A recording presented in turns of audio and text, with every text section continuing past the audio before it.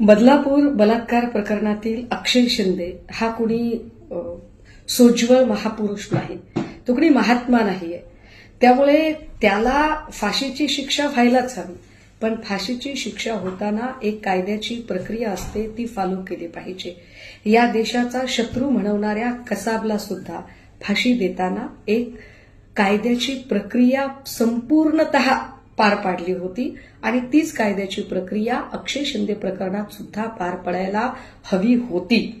मात्र अक्षय शिंदेचा अशा पद्धतीनं एन्काउंटर हे एका अर्थाने बदलापूर प्रकरणातलं सत्य बाहेर येण्याआधीच त्याला दडपून टाकण्याचा प्रयत्न केला गेलाय.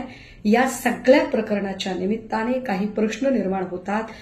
प्रश्न क्रमांक 1, हैदराबाद बलात्कार प्रकरणाच्या नंतर ज्या 4 बलात्कारांचा एन्काउंटर झाला, त्यात जी स्वसंरक्षणाची स्क्रिप्ट वाचली गेली, तीच स्क्रिप्ट, तेच स्वसंरक्षणाचा बनाव बदलापूर प्रकरणातही केला गेलाय. हे फार उल्लेखनीय आहे. क्रमांक 2, अक्षय शिंदे जर इतका हिंस्त्र आणि गुन्हेगारी प्रवृत्तीचा होता तर त्याला नियान करताना पुरेशी काळजी पोलीस कर्मचाऱ्यांनी का घेतली नाही. क्रमांक 3, अक्षय शिंदेला दोन्ही हातात बेड्या असताना पोलिसांच्या कमरेचा पिस्तूल काढून पोलिसांवर फायर करणं शक्य आहे का. क्रमांक 4, अक्षय शिंदेकडून गोळी पोलिसांच्या पायावर लागते, पण पोलिसांकडून मात्र ती गोळी नेम धरून अक्षय शिंदेला लागते की त्याचा जीवच गेला पाहिजे. क्रमांक 5, पहिल्या दिवसापासूनच या संपूर्ण प्रकरणाची जी एकूण तपास यंत्रणा जी होती ती कमालीची संशयास्पद होती.